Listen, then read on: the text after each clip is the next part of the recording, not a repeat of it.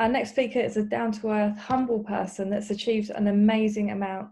Not only did she arrive in the UK with not a penny to her name, she managed to take over a shop and grow it from 50 grand to 800 grand in just 3 years. We've got a bit of a celebrity in the house. This shop owner was also worked as an actress and appeared on EastEnders. Without any further delay, please welcome Lorraine Arnold, owner of Paignton Pier Chippy. Over to you, Lorraine.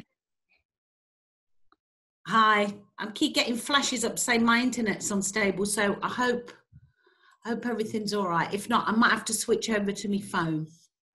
Hello, everybody. Thanks for having me. Thanks, Elliot. Okay, I'm not sure about that introduction, but here we go.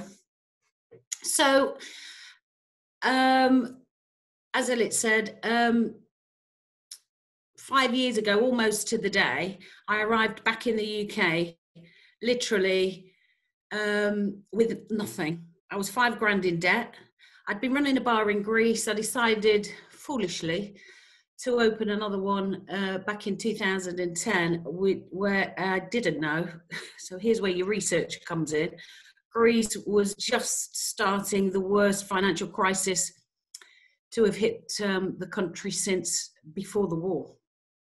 And there I was, brand new business, lots of investment, and 3 years later, found myself, I had to close it. Despite having taken a second job in a hotel and a third job cleaning floors, it didn't work. There was just too many taxes on top of taxes on top of taxes, and the tax for the tax. So I had to close it. Continued in the hotel, and 2 years later, it was time to leave. It was time for me to come home, if you like.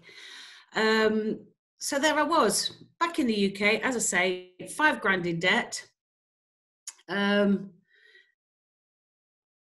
job, no home, nothing.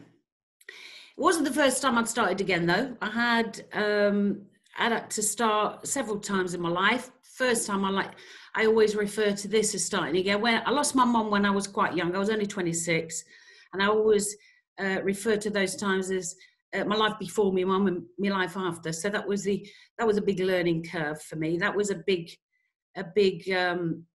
wake up call. And I mean, my mum was a massive influence on my life. She's probably one of the strongest women I've ever known. When I was 10. She taught me how to change a plug and change a light bulb. She said, there you go, you'll never have to rely on a man, trust me. She was a single mother of 5 kids, holding down 3 jobs, so she didn't have to go for the welfare.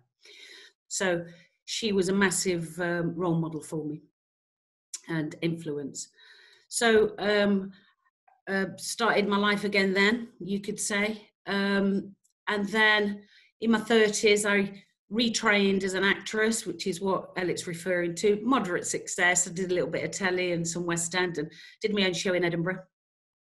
And then foolishly went over to Greece yet again, because I've been back and forth over the years with different things, and did the business, which obviously didn't work out. However, this time coming back was slightly different, because this time I did have a friend who I'd reconnected with, God bless Facebook, who gave me a little helping hand. This Henry, who owns Paignton Pier, who's a very successful businessman in family and adult entertainments. He owned the pier, and he gave me the opportunity to run all the little kiddie rides on the back with the trampolines, etc. And there was a little shed on there where they sold the tokens from. So I looked at that and thought, there's something being missed here. I put a hockey machine, etc., turned it into a little food kiosk. So immediately that first year went from what they had been taking with that site, 50 grand, up to 100 grand in that first year, so doubled it. Put the staff in uniforms, give them some training, what I thought they should know. I got on the internet, how do you run a play area, a children's play area, and all the rules, etc.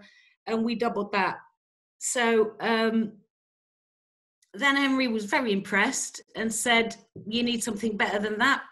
And we had the opportunity at the front of the pier, there was a cafe. So Henry said, why don't you take over the cafe? And I went, I'd love to. There's no fish and chips down here. We need a fish and chip shop on this seafront. I said, the investment that's needed for it, though, I'm only going to do it if you get involved. So he said, yeah, okay. So there we were. Eventually, I got it. It was mine. And I was like, what do we do now? Let's fish and chips. Can't be that hard. How wrong I was. But I decided to do my usual arm information. I could. We got a brand new range delivered, etc. And Craig from Kingfisher, most helpful. Get involved with the NFFF, get involved with the awards. So that's what I did, and we got the Q award within a couple of months. Introduced me to Tim and Kelly, that did, who have great friends ever since. I like to think. They might say different because I'm a nuisance. And then suddenly, about 4 months after opening, massive fire. A lot of you will have heard about. Completely gutted the place. Everything was lost apart from the range. So spent the weekend devastated, obviously, absolutely devastated. Spoke to Leslie Graves, actually. She called me from the NFFF, very important organisation. And she hit it home to me. She said, Lorraine, no one's hurt. Everything's okay. Remember, it's just fish and chips.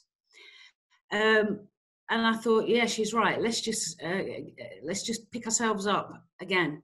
So come the Monday, we rallied all the trades from around the country that we use for shop fits, etc. And they came down. Within 5 days, we'd reopened for ready for the air show. Major achievement from the team. 24/7, they was in there walking alongside each other.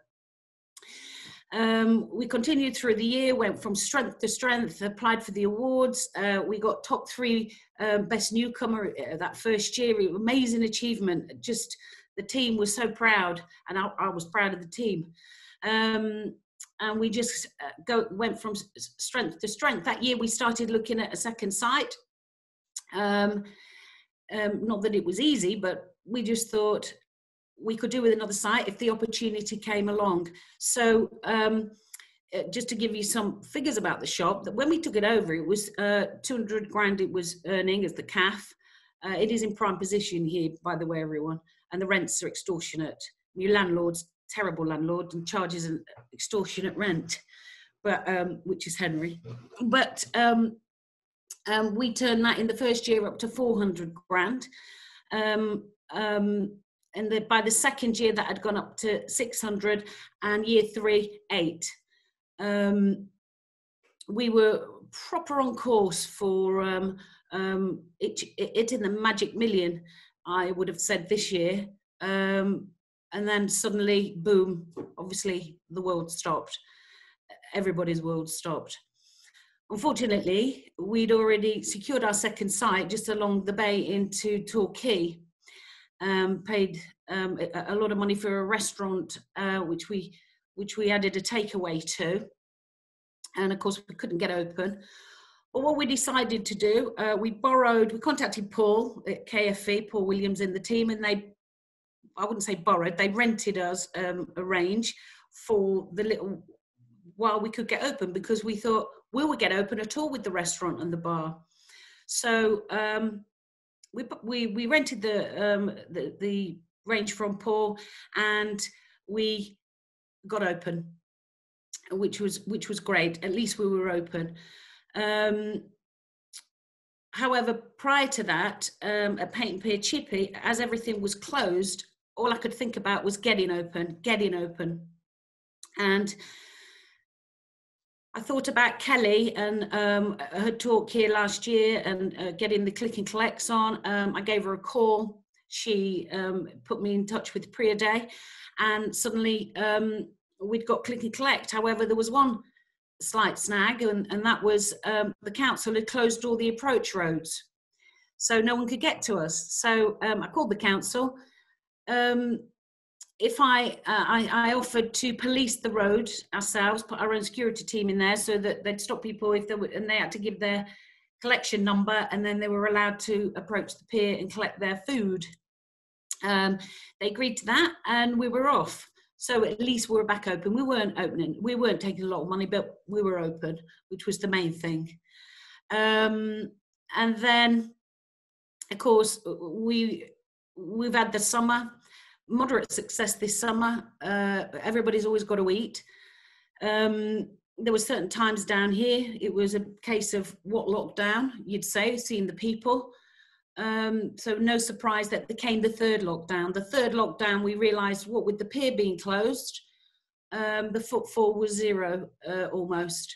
So that's when we adapted yet again, and we put the takeaway the delivery service on, which is been quite successful here as well. So you might be saying, what's she doing on here, bragging about takings and doing what she's doing? Well, I'm not. I'm trying not to. I don't want to come across like that. What I'm actually trying to illustrate is this whole essence of reinvention and about adapting the business. And I think Caroline touched on that as well. You've got to think outside the box, be creative. You've got to think about, what can I do now? Where can I go with this? Just because you're slapped in the face, it doesn't mean to say you can't just turn the other cheek, get up and continue. I think as women as well, we, as this is the seminar also, I think we face tough challenges anyway in a day-to-day life that we just kind of get on with it. We don't even notice it half the time. It did become quite apparent last week as we're refurbing the other side with some of the tradesmen who tried to insist that we're going to have it do things a certain way or have things a certain way, and they quickly realised that no, we'd be having it the way that I wanted it to be done, rather than the easy option. I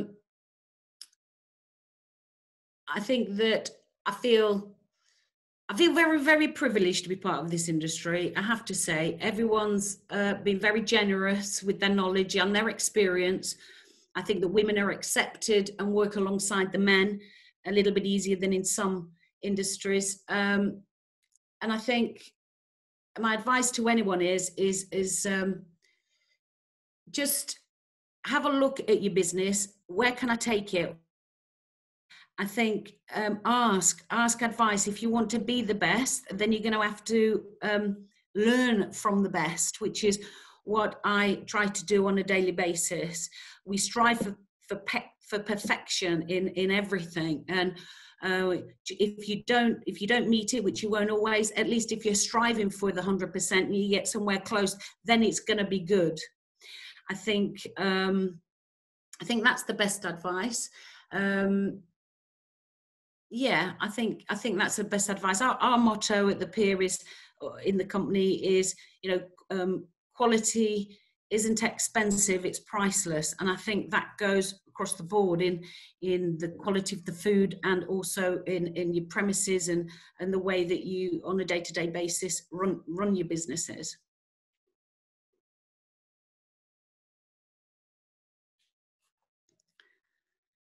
Thank you.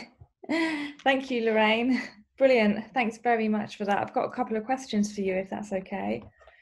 Okay. Sarah Mitchell would like to know, what was the cause of the fire? It was batter bits. Simply, it was the batter bits or scraps or whatever it is you call it around the country. Even though we'd got plenty of safety precautions in place, we had the checklists. What happened was, and it was all on the CCTV, they were cleaning down at the end of the night, and usually from the metal tin, it was just going in the bin. I didn't have a metal bin back then. I only had a rubber bin. But they emptied the bag, but then they were finishing off after they dropped the pans, and And them last bits of batter bits went in there, and then of course blue roll where they'd been wiping down, that went in there. So they'd got an igniter, and then they got a, whatever you call it, blue paper, they've got a thing to make it carry on, and it just spontaneously combusted. But I do like to think positive about that in one way, because if they'd have taken that bag out, it would have actually burnt the pier down, because that ban would have gone into the bin store, and then it's all wooden over there, whereas the shop was on concrete bit. So it would have gone in there, and then the whole bit, and then I'd have run off. I'd have just run off, and that had been it. Had have run off. I don't know what I would have done. But so I like to think that actually I saved the pier. Turn it to a positive. You did. You saved the pier.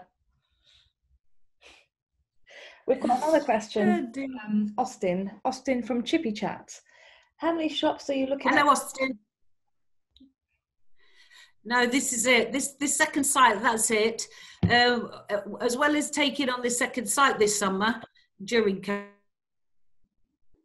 we also took a little ice cream kiosk as well. I mean, sucker for punishment. I don't like an easy life, clearly. But so no other sites. Just perfect to be the master of two rather than a jack of all trades.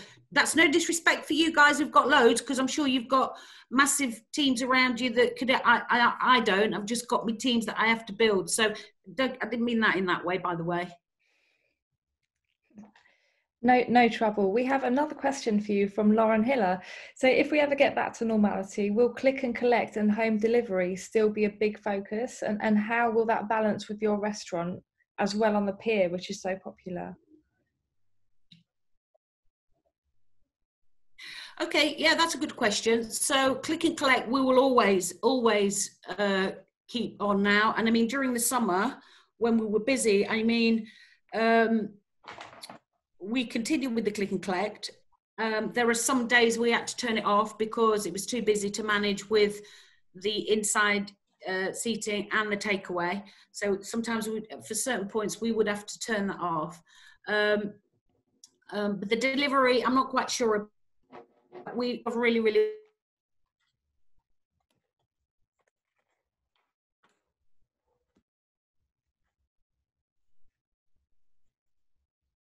now I focus